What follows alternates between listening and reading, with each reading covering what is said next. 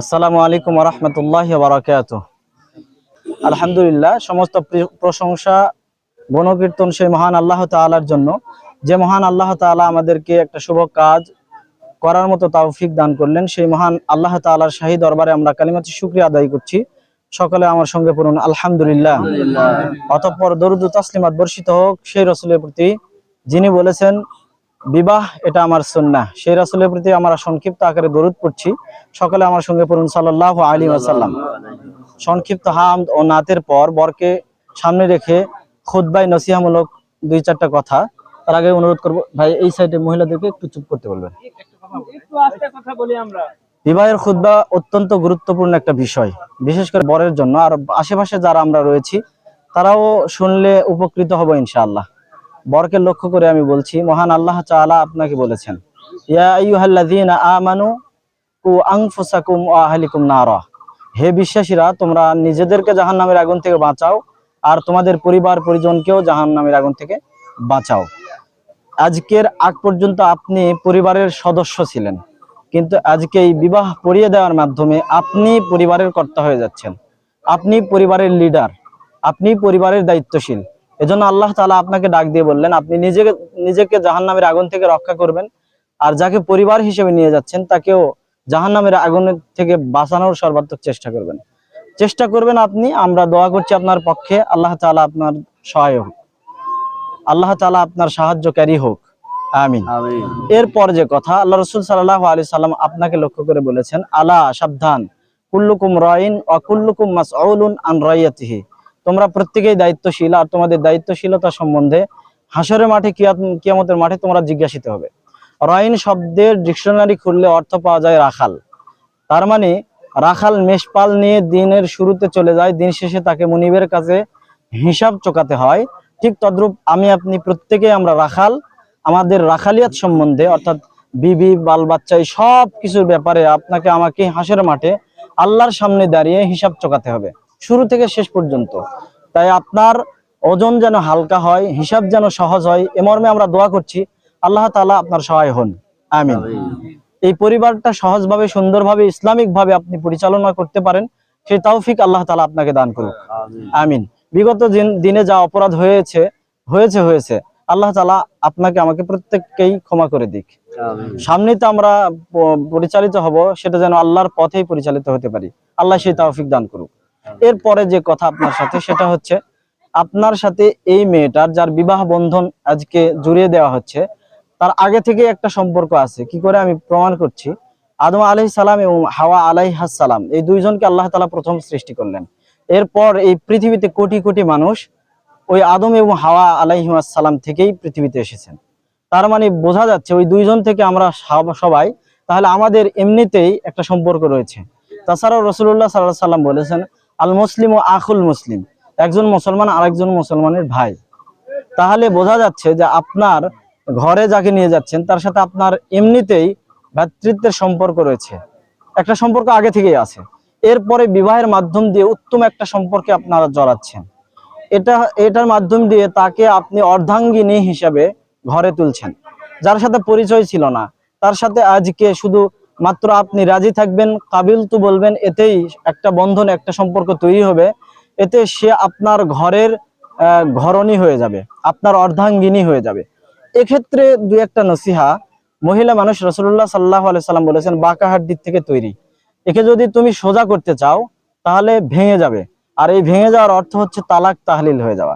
আর শয়তানের সবচাইতে বড় সফলতা হচ্ছে একটা সংসারে যদি তালাক তাহলিল পর্যন্ত ঘটাতে পারে, শয়তানের সবচাইতে বড় সফলতা। তাই আপনাকে আমি অনুরোধ করব, মহিলা মানুষ, আপনার মা, আপনার বোন, আমার মা, সবাই এরা বাঁকা হাড্ডির থেকে তৈরি। এরা একটু তেরামি থাকবে, একটু বাঁকামো ভাব থাকবে।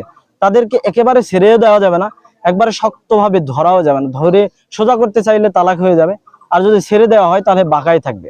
তাই নাসিহা করবেন, হাদিসের ভাষায় ওয়াজ করবেন, একটু বুঝাবেন।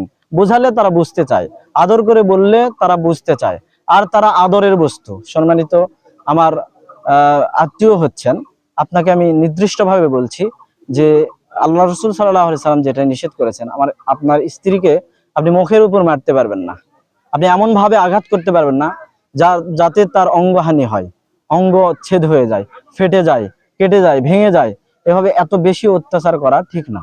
তবে হ্যাঁ, তাকে আদব শিক্ষা দেওয়ার জন্য অল্প প্রহার করা যায়, মৃদু প্রহার করা যায়, এ ব্যাপারে অনুমতি রয়েছে ইসলামে। আমি আপনাকে বলবো যে আপনি এই শুরু থেকে শেষ পর্যন্ত আপনার টার্গেট থাকবে এই জীবনের পরিণয় এখান থেকে জান্নাত অবধি পৌঁছে যাওয়া। আর আমরাও আপনাদের দুইজনের জন্য দোয়া করছি, আল্লাহ তাআলা আপনাদের সহায় হোক, আমিন। আমি আর বেশি কিছু বলছি না, এটুকুই বলছি যে আল্লাহ রাসূল সাল্লাল্লাহু আলাইহি ওয়াসাল্লাম আপনাকে বলেছেন আপনি যে মানের খাবেন সে মানের আপনার ওয়াইফকে খাওয়াবেন, যে মানের পড়বেন সেই মানের আপনার ওয়াইফকে পড়াবেন। আপনি ভালো খাবেন, আপনি ভালো পড়বেন, ওয়াইফকে স্ত্রীকে সেই মানের পড়াবেন না, তাহলে আপনি হবেন জালেম, আপনাকে আল্লাহর সামনে দাঁড়াতে হবে। অতএব আপনি এই ব্যাপারে সতর্ক সাবধান থাকবেন। 5 ওয়াক্ত সালাত আজকে থেকেই আরম্ভ করে দিবেন। আর যা হয়েছে বিবাহে অনেক বেলেল্লাপনা হয়, অনেক অন ইসলামিক কাজ হয়, সেগুলো নিজের কল্যাণার্থে বন্ধ করে দেওয়ার চেষ্টা করবেন। কেননা এই পরিবারটা আপনাকেই গঠন করতে হবে। এটা ইসলামিক পরিবার যদি হয় তাহলে আপনি এই পরিবারে শান্তি পাবেন। আল্লাহ তাআলা আপনার পরিবারে শান্তি, সুখ, সমৃদ্ধি ঢেলে দিক। আমরা সবাই দোয়া করছি এ মর্মে, আল্লাহ তার পরিবারে শান্তি, সুখ, সমৃদ্ধি ঢেলে দিক। এই দুইজনকে আজকে জুড়িয়ে দিক, কিয়ামত পর্যন্ত জান্নাত অবধি পৌঁছে দিক, আমিন। এর মাধ্যমে যে ফসল এই পৃথিবীতে আসবে সে ফসলটা যেন ইসলামী ফসল হয়, আমিন। সে যেন দিনদার, পরহেজগার, মুত্তাকি, আল্লাহওয়ালা হয়। আর এই পরিবারটাকেও আল্লাহ তাআলা মুত্তাকি হিসেবে কবুল করে নিক। আপনি আমিন বলেন, সাইডে আছেন, জোরে আমিন বলেন। আল্লাহ তাআলা আমাদের সবাইকে কবুল করে নিক। এখানে যারা আমরা উপস্থিত হয়েছি তাদের সকলের গুনাহ খাতা মাফ করে দিক।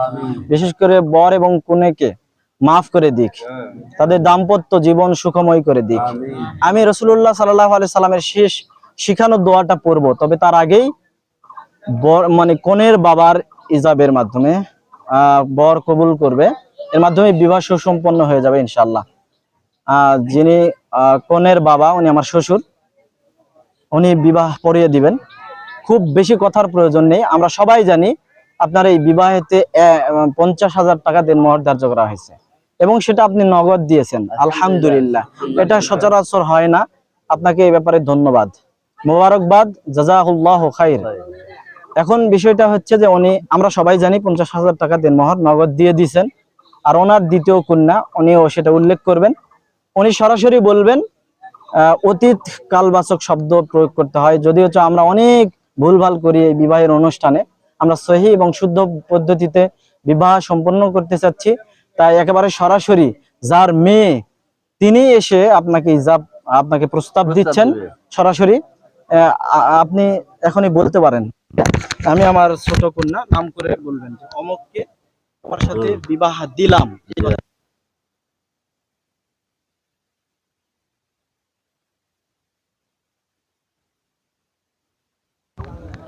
আলহামদুলিল্লাহ কবুল।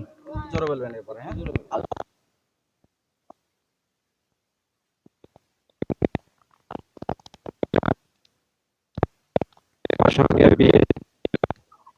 আলহামদুলিল্লাহ কবুল। মাশাআল্লাহ। আরেকবার আমি দ্বিতীয় কন্যাকে